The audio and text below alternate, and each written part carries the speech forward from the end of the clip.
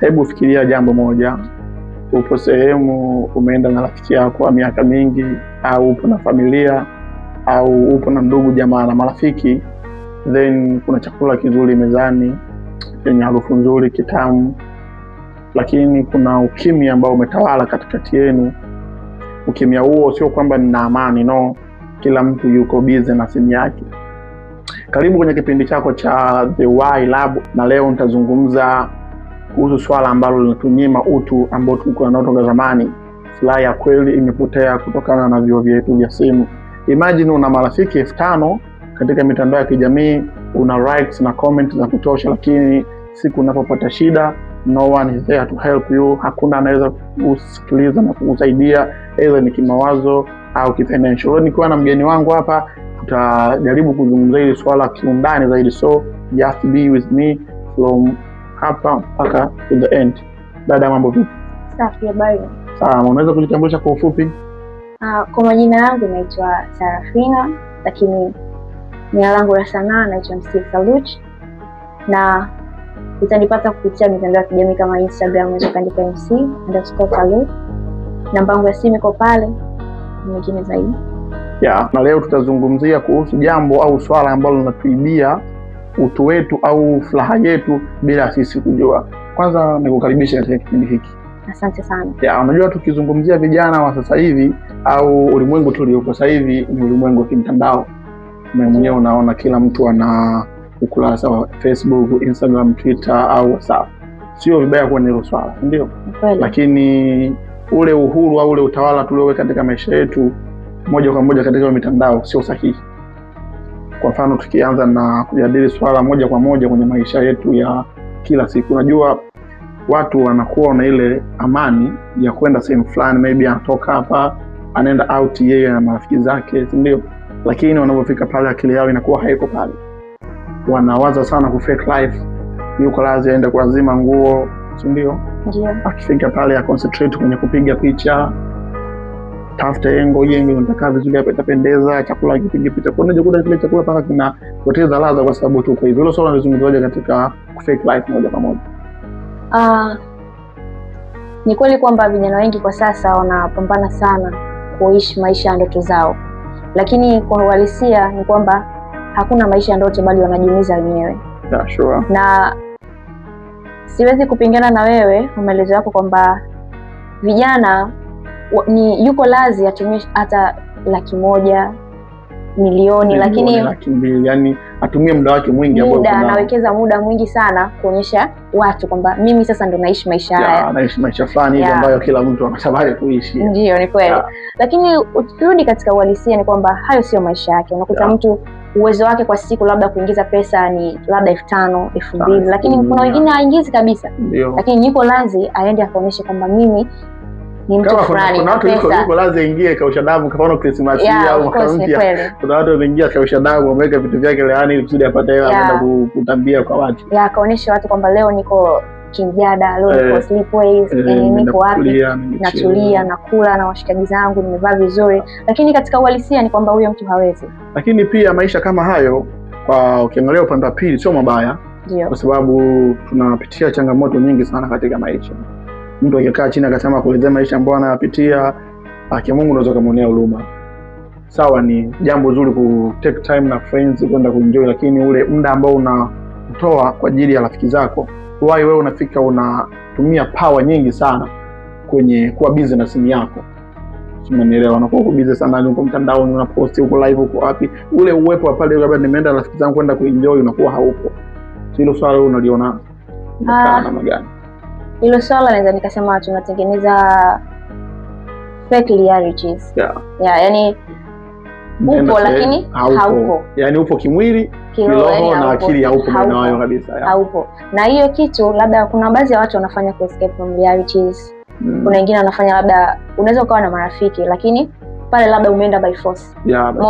Labda nimeenda tu labda kumfurahisha fulani, lakini kabla hujafanya hicho kitu labda unaenda na simu unatumia nini, lazima ujiulize kwamba niko hapa kwa kumfurahisha nani? Unajiumiza mwenyewe. Wewe mwenyewe unajiumiza. Kwamba umeenda sehemu hii kwamba nionyeshe ulimwengu naishi maisha gani, wakati tunapokuwa na marafiki tunaenda sehemu ni wakati mzuri sisi kuelezana shida zetu. Ni kweli. Kwa mfano mimi nimeenda na yeye out, nakwambia bana rafiki yangu nisikilize, tupo hapa tunaenjoy, ila mimi nyumbani kuna kitu moja mbili tatu tunafanyaje kinanisave. Ndio kitu sahihi ambacho tunataka kufanya. Lakini tunapokuwa tunaenda out tunatumia a lot of time kutafuta angle za kupiga picha maybe, au niko snap, niko wapi, ule uwepo ambao upo nao muda ule unakuwa haupo. Na siku zote fly ya muhimu ni present. Fly yako wewe ambao upo nayo muda huo ndio fly yako ya muhimu ambayo ndio we maintain, ndio. Lakini vijana wengi siku wanaona poteza huo huo. Kwa mfano naweza nikupa mfano mmoja. Kuna kipindi sisi tulienda msibani kwa rafiki yetu. Ndio. Alikuwa amefiwa na kaka yake. Tumefika pale, tunajua mkiwa mmeenda kwa rafiki yenu kafiwa labda na ndugu yenu, mnakuwa ni mmoja kati ya wale ya ile familia. Lazima mshiriki kwenye kazi baadhi, maybe kama ni kuosha vyombo, kutenga chakula, kufanya nini. Sawa, tulikuwa tumeshiriki. Kuna mdada mmoja tulikuwa naye, yeye anaitwa Rehema. Unaona? Wale msema Rehema ameshika. Au unafahamu? Hapana. So Rehema alikuwepo. Sasa ule muda jeneza linakuja, swaga linatoka kusali linakuja pale kwa ajili ya kuaga na kufanyaje. Sasa mdogo sisi tunaomboleza, tunalia. Rehema yeye akawa ule uwepo akawa hana. Alikuwa yuko business yake. So kwenye ule muda Rehema aliamua kutoka, akaingia I think kama sio TikTok ni Instagram live. Ndio. Akawa yuko this time tuko tunaelekea mazikoni tunafanya, yani ana report taarifa ya habari. Unanielewa?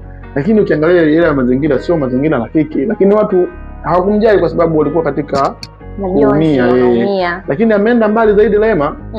Ule muda wa kuaga ile maiti. Ndio. Yeye akafika akapiga picha kuweka status. Unaelewa? Kwa hicho kitendo hicho kifanya kile, kuna mtu mmoja akamuuliza. Ndio. Kuna mzee mmoja baada ya kuona vile vitu vinaenda kamuuliza, kwani wewe upo hapa kama nani? Sasa mimi nipo kama rafiki wa mfiwa. Okay, rafiki wa mfiwa wewe ni familia. Mbona sasa muda wako mwingi unautumia kwenye kuonyesha ulimwengu uko sehemu gani? Lakini roho yako na mawazo yako hayapo hapa current. Unaelewa? Kwa kwenye hadithi fupi hiyo mimi nilijifunza kitu kwamba tunapokuwa kwenye occasion, ulimwengu tusiupe nafasi sana. Ndio. Ulimwengu tusiupe nafasi sana. Kitu ambacho kinatakiwa kipewa nafasi sana ni mazingira uliopo. Wewe kupitia hadithi una kitu gani kingine unajifunza tofauti na tunakwambia? Okay. Kwa hiyo simulizi fupi naweza nikasema pia tunachotakiwa kujifunza kwa sasa ni kwamba maisha ya kidijitali tuyape nafasi kulingana na mazingira. Sio mabaya, pengine kuna watu waliokuwa wapi labda walikuwa wanatamani kuona ambacho kinaendelea, lakini jaribu kuwa connected kwa wakati huo. Na muda ule ulipo. Muda unasema nini? Labda wengine wanalia, wewe unatoa simu. Hapana. Dijitali ipo. Simu tunarusha kuzitumia, lakini je, angalia watu waliokuzunguka wakati huo hapo kwenye situation gani, na wewe unavyofanya kile kitu kinakuwa kinaleta mtazamo gani? Ndio. Lakini pia Rehema kwa nusu alikuwa anafanya vizuri, nusu kwa nusu alikuwa anafanya vibaya. Siwezi nikamlaumu sana kwa wakati ule. Huenda kuna wengine ambao walikuwa wanatamani lakini ilikuwa sio the best kwa muda ule. Ilikuwa anaweza kupiga tu picha then baadaye ndo akapost. Na unakumbuka unapokuwa katika maisha hauwezi kujua characteristics za watu wote. Kuna watu wanakupenda, kuna watu hawakupendi. Ndio. Kwa kile kitendo cha kumpiga picha yule jamaa kwenye ile hali ni kitu ambacho sio rafiki. Kwa sababu gani? Kesho na kesho kutwa ile picha inaweza kutumika kama udhalilishaji. Ndio. Okay, wewe unafanya vile kusudi watu wakuone uko mbele ya muda. Just imagine wale wazazi wake na yule wanakuona wewe katika namna gani? Kweli. Kwa hiyo guys, kuna matumizi ya simu au matumizi ya mtandao ni mazuri, yamekuja kutuletea ulimwengu katika kiganja, lakini isitupotezee utu wetu sisi. Ndio? Yaani tufanye sisi tusahau sisi ni watu wa namna gani. Lazima tukue katika ustaarabu na tuendelee katika maisha ambayo yaliyostaarabika. Pia kuna kitu kingine ambacho ni malezi ya kidijitali. Ndio. Nikisema malezi ya kidijitali, wewe ni kitu gani ambacho unakielewa? Kwenye malezi ya kidijitali naweza nikasema kwamba kwa sasa, yani jinsi ambavyo tunazidi kuendelea, wazazi, naweza nikazungumzia kwenye pati ya wazazi.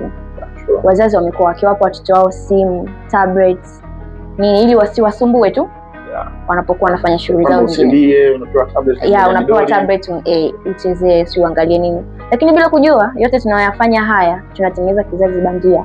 Kizazi ambacho kama tuseme AI, kizazi ambacho kitakuwa busy na simu, hakitaweza kizazi ambacho hakitaweza kuelewa hisia za mtu labda kupitia macho kumwangalia. Umeona, mimi yeye usinisumbue. Pengine unaweza ukawa na mtoto, unajua sisi tulivyolelewa zamani ni kwamba mzazi unafanya kosa ili usimsumbue, anakufokea au anakuangalia tu jicho. Unajua kabisa hii kazi hapa ni miharibu. Kama ni endelea hapa ni shughuli nyingine. Lakini sasa hivi nini majenzi tunavyowalea watoto wetu ni kwamba unalia, unapewa tablet, unapewa nini, maisha mengine yanaendelea, mzazi anaendelea shughuli zake. Lakini nyingine siku hizi dunia tunajua haina siri.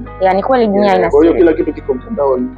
Sasa hichi kimekuwa restricted Tanzania, akitumia VPN anakuwa anaenda kupata kile kitu ndio. So malezi ya simu au malezi ya kidijitali kwa watoto ni kitu ambacho sio kizuri kwa kweli, kwa sababu mara nyingi mtoto wako mnulie games ndio acheze, lakini sio kwa sababu ukianza kumtumia vile ikiwa kwenye umri wa miaka 5 mpaka 8 akija kufika 12 13 unaanza kushangaa mbona mtoto wangu ni wa kiume lakini analamba lips ameona mtandaoni vitu ameficha, unajua kwanza mchanga mbona mtembeo usiuelewe huu sio kama anafanya anaona fulani anatembea na anavutiwa. Ni kweli. Ni kizazi ambacho tunasema ni kizazi roboti. Kipo na ni kweli kipo na kinaendelea. So mimi sishauri sana wazazi wasiwape simu watoto, na sishauri sana wazazi wasiwape, yani si niweke katika mfumo gani watoto simu wapewe, lakini both, kwa sababu inasaidia kuelewa current issues ambazo zinaweza zikawa in positive way and negative. So kama una uwezo mpe mtoto simu, lakini muoneshe wapi aende. Unaona? Muoneshe wapi aende, wapi asiende. Hiyo pia itakuwa imesaidia.